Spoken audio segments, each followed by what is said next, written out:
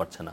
কারণ এখানে তারেক, কারণ এখানে খালেদা জিয়া ঠিক করলে তারেক ওখানে মনে করে যে না এটা ঠিক হয় না, এটা করতে হবে।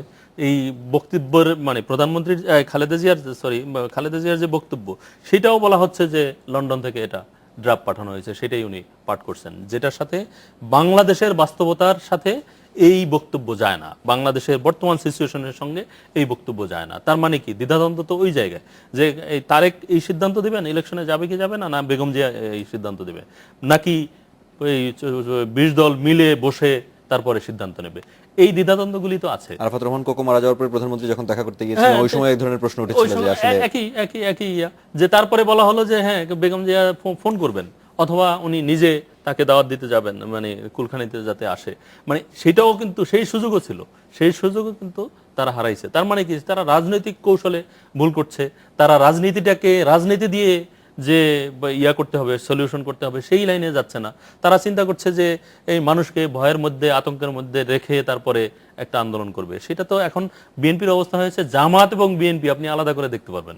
আশিদার কাছে আমরা আসবো। আমরা বিএনপির পক্ষ থেকে আরো একটি অভিযোগ করা হচ্ছে যে তারা যখন নির্বাচনে অংশগ্রহণ করে, যে নির্বাচনগুলোর কথা বলছিলেন 5টি সিটি কর্পোরেশন নির্বাচন, সেই নির্বাচনগুলোতে আমরা বেশ কয়েকজন মেয়র দেখছি বিএনপি সমর্থিত।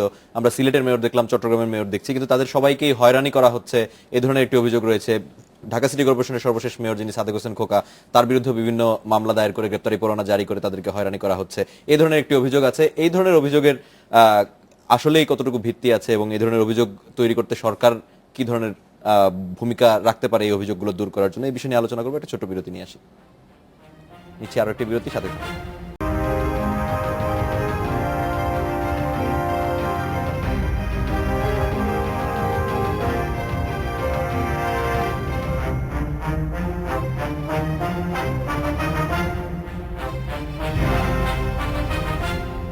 স্বাগত আরেকবার, দেখছেন বাংলাদেশ এখন। আশিদার কাছে বিরতির আগে আমরা একটা প্রশ্ন রেখেছিলাম যে বিএনপি অভিযোগ করছে যে তাদের সব নেতাকর্মীকে হয়রানি করা হচ্ছে। তো এই পরিস্থিতিতে সুষ্ঠু নির্বাচন আসলে কতটুকু সম্ভব, কি মনে করছেন? না, সেটা আপনি স্পেসিফিক যেটা বলছিলেন যে কয়েকজন মেয়রকে, যে নির্বাচিত মেয়র যারা হয়েছিল তাদের বেশিরভাগই এখন কারাগারে আছেন। মানে আমি ঠিক এই মুহূর্তে আসলে খুব পরিষ্কারভাবে জানি না যে কার বিরুদ্ধে কি অভিযোগ। তবে আমি মনে করি যে নির্বাচিত কোনো মেয়রকে মানে বিনা বিচারে কারাগারে যদি রাখা হয় তাহলে সেটা অন্যায় হবে, এবং দ্রুত তাদের জামিনের ব্যবস্থা, যদি গুরুতর কোনো অন্যায়, যুদ্ধাপরাধীর মতো কোনো মামলায় যদি তারা না থাকে বা গুরুতর কোনো না হলে তাদের জামিনের ব্যবস্থা করতে হবে। মানে এটা মানে জনপ্রতিনিধি হিসাবে এটা তাদের অধিকার, এবং আমি মনে করি যেসব সিটি কর্পোরেশনের মানুষ তাদের মেয়র নির্বাচিত করেছিলেন তাদের অধিকার রয়েছে তাদের মেয়রকে তাদের আসনে ফিরে পাওয়ার। আর আপনি যদি বললেন যে বর্তমানে তারা কি করবে, বর্তমানে তো আমি মনে করি যে শুরুতেও যেটা বলছিলাম যে তাদের সিদ্ধান্ত চট করে নেওয়া উচিত। আপনি যেটা বলছিলেন যে এখনও তারা সিদ্ধান্ত নিতে পারছে না কেন বিএনপি যে সিটি কর্পোরেশন নির্বাচনে অংশ নেওয়ার, সেটিকে মানে যদি বলেন যে কথাটা হয়তো খারাপ শোনাবে, এক ধরনের রাজনৈতিক দেওয়ালিয়াপনা আর কি বিএনপির মধ্যে গ্রাস করেছে। আপনি দেখেন যে বিএনপির স্ট্যান্ডিং কমিটির মানে সর্বোচ্চ নীতি নির্ধারণী কমিটির 18 জন সদস্য, তার মধ্যে 2 জন জেলে আছেন, বাকি 16 জন সদস্যর মধ্যে কিন্তু বিভিন্ন অনুষ্ঠানে গেলে আমাদের সঙ্গে অনেকের সঙ্গে দেখা হয় স্ট্যান্ডিং কমিটির মেম্বার, কিন্তু কেন গত 2.5 মাসও একটিবার তারা মিটিং করতে পারলেন না? গ্রেপ্তার আতঙ্ক তাহলে পার্টিতে কিভাবে যাচ্ছেন তারা? আমি তো 3-4 জন কামালের সঙ্গে নিশ্চয়ই দেখা হয়, আমার সঙ্গে দেখা হয়, একটা পার্টিতে 4-5 জন স্ট্যান্ডিং কমিটি মেম্বার, যদি তাদের গ্রেপ্তার আতঙ্ক তাদের তখনই গ্রেপ্তার করা সম্ভব বা গ্রেপ্তার করতে পারে, তার মানে তাদের গ্রেপ্তার করছেন না। তারা টেলিফোনে অ্যাটেন্ড করছেন, সামাজিক অনুষ্ঠানে যাচ্ছেন, সব অনুষ্ঠানে যাচ্ছেন, কেন মানে দলের নীতি কেন লন্ডনের ফোনে একজন ব্যক্তির কথায় কেন বিএনপির মতো একটি জনগণের দল যার ভোট 30 থেকে 35% মানুষের প্রতিনিধিত্ব করে সেটি কেন চলবে? বা কিন্তু আশিদা আমরা কিন্তু একটা বিশেষ মানে প্যাটার্নও দেখতে পারি এরকম যে যারা যেসব জায়গায় যাচ্ছেন সবার সবকিছু হচ্ছে না, শুধুমাত্র খালেদা জিয়ার অফিসে আসলে বা বিবৃতি যারা দিচ্ছেন তাদেরকেই গ্রেপ্তার হতে হচ্ছে, কেউ গুলি খাচ্ছেন, এই ধরনের ঘটনাও কিন্তু ঘটছে। হ্যাঁ, কিন্তু সবার উপরে কিন্তু আক্রমণ বা গ্রেপ্তার বিষয়টা আসছে না। হ্যাঁ, কিন্তু বেগম জিয়া এখন যে একটি তার অফিসেও কিন্তু 2 জন স্ট্যান্ডিং কমিটি মেম্বার থাকেন আমরা শুনেছি, এবং একটি স্ট্যান্ডিং কমিটি মিটিং উনি ডেকেও তো দেখতে পারেন যে মিটিংটা উনি করতে পারেন কিনা। মানে উনি তো একটা মানে রাজনৈতিক কর্মসূচির মধ্যেও নাকি থাকতে হবে, উনি তো একটা রাজনৈতিক দলের নেত্রী। সেটি যেমন ধরেন যে উনি যে মানে বিএনপি এখন যে রাজনীতির যে ক্ষতিটা হচ্ছে বিএনপির কারণে, আমি মনে করি যে সেটি হচ্ছে যে হরতালটা এখন আর হচ্ছে না, কিন্তু প্রতিদিন উনি বলছেন, বিএনপি থেকে বলা হচ্ছে আবার 3 দিন হরতাল, আবার 2 দিন হরতাল, কিন্তু আপনি রাস্তায় দেখেন যানজট নর্মাল সময়ের চেয়ে বেশি অনেক দিন। মানে এতে কিন্তু মানে রাজনীতির ক্ষতি হচ্ছে। মানে আমরা যারা আমরা যারা বলি যে রাজনীতি থাকতে হবে, দেশে রাজনীতি থাকতে হবে, অন্য কোনো শাসন ব্যবস্থা নয়, মানে সামরিক শাসন নয় বা অন্য কোনো শাসন, আচ্ছা, রাজনীতি। রাজনীতি এই যে আপনি যেটা বারবার করতে চাচ্ছেন যে গ্রেপ্তার আতঙ্ক, গ্রেপ্তার আতঙ্ক কেন? একজন পলিটিশিয়ানের এই আতঙ্ক কেন থাকবে? বঙ্গবন্ধুর কথা আপনি ভাবেন, 23 বছর জেল জীবন কাটাইছে। তো একজন রাজনীতি করবে, সে পেইন সহ্য করবে না, তাইলে কিসের রাজনীতি করবে? মানে আপনি গ্রেপ্তার আতঙ্ক, এটা তো হইতেই পারে।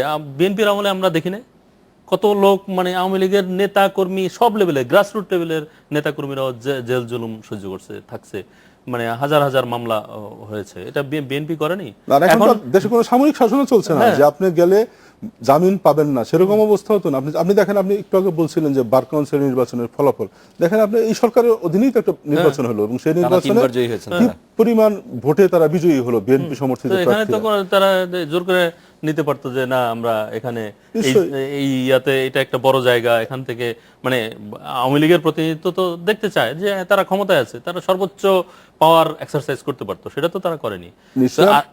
নিশ্চয়ই আমরা মনে করি যে সালাউদ্দিন আহমেদ বা যারা এরকম নিখোঁজ, এরকম দু একজন যাদের কথা বলা হচ্ছে বিএনপি থেকে, এটি সরকারের দায়িত্ব এবং রাষ্ট্রের আইন শৃঙ্খলা রক্ষা করা তো অবশ্যই সরকারের যে কোনো এরকম কেউ যদি না পাওয়া যায় তাকে খুঁজে বের করার দায়িত্ব রাষ্ট্রকে নিতে হবে। নাহলে কিন্তু শুধু রাজনৈতিক দলের নেতা কর্মী না, ব্যক্তি পর্যায়েও আমরা নিরাপত্তাহীন হয়ে যাব। কারণ সবসময় সরকার করবে বা সরকারি বাহিনী করবে তা কিন্তু নয়, থার্ড পার্টিও কিন্তু অনেক সময় সুযোগ নিয়ে ব্যক্তিগত তার যে আক্রোশ মেটানোর চেষ্টা করবে।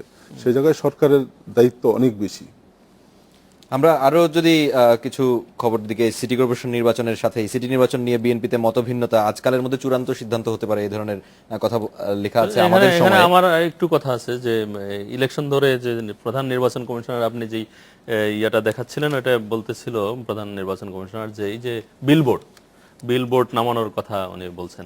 আপনি দেখেন যে এই নির্বাচনের ঘোষণার আগেই কিন্তু যেইভাবে বিলবোর্ড ছড়ায় পড়ছে এবং এক ধরনের বিলবোর্ড দখল, যারা বড় বড় বিজ্ঞাপনী মানে সংস্থা এবং বড় বিজ্ঞাপন দাতা যারা এই বিলবোর্ড টাকার বিনিময়ে নিয়েছে, তারা কিন্তু তাদের বিলবোর্ড হঠাৎ করে দেখে যে দখল হয়ে গেছে।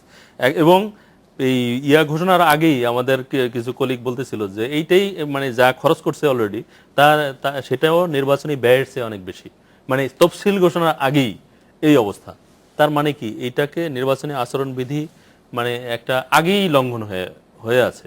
তো এটাকে আমি আশা করব যে যারাই নির্বাচন করুক বা যারাই নির্বাচনে আসুক, নির্বাচনী আচরণবিধি যথাযথভাবে পালন করা এবং নির্বাচনটাকে একটি সুষ্ঠু নিরপেক্ষ নির্বাচন, শান্তিপূর্ণ পরিবেশে নির্বাচন নিশ্চিত করা সরকারের দায়িত্ব, নির্বাচন কমিশনের দায়িত্ব।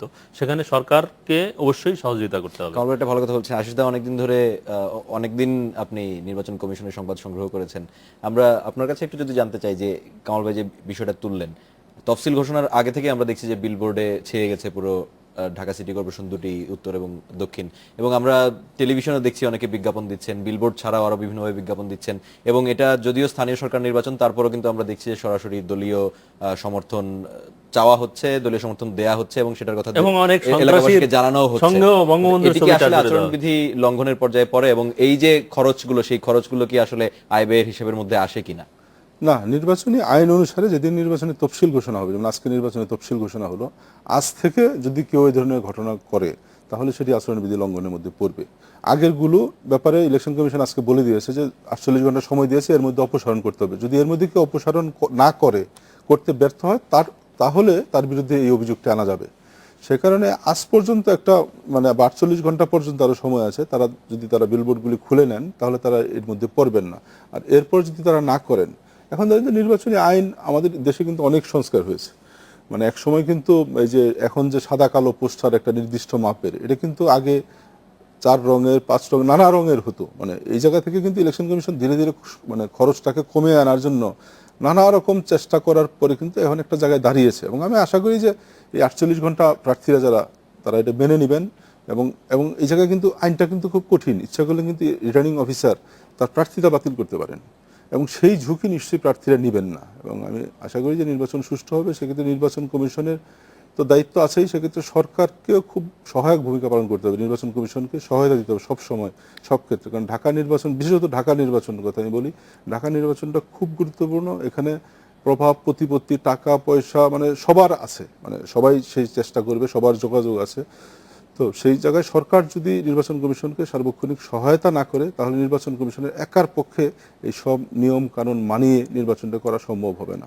সেক্ষেত্রে সরকার এবং নির্বাচন কমিশন মিলে, বিশেষত নির্বাচন পরিচালনাটা নির্বাচন কমিশনই করবে, কিন্তু এই সহায়ক দায়িত্বগুলো যদি সরকার যথাযথভাবে নির্বাচন কমিশনকে সহায়তা করে, আমি মনে করি যে একটি সুষ্ঠু নির্বাচন এখানে সম্ভব। বিশেষত ঢাকার মানুষ কিন্তু উন্মুখ হয়ে আছে একজন নির্বাচিত মেয়র এবং ওয়ার্ড কমিশনার, যাদের কমিশনার পাওয়ার আশায়, কারণ তাদের অনেক কাজের জন্য, যেটা আমি আগেও বলছিলাম যে জন্ম মৃত্যু সনদ, এটি খুব সেবাগুলোর গুরুত্বপূর্ণ, জন্য। সেবা গ্রহণ, এবং আপনি জানেন অনেক ঝামেলা যে বাবা মারা গেছে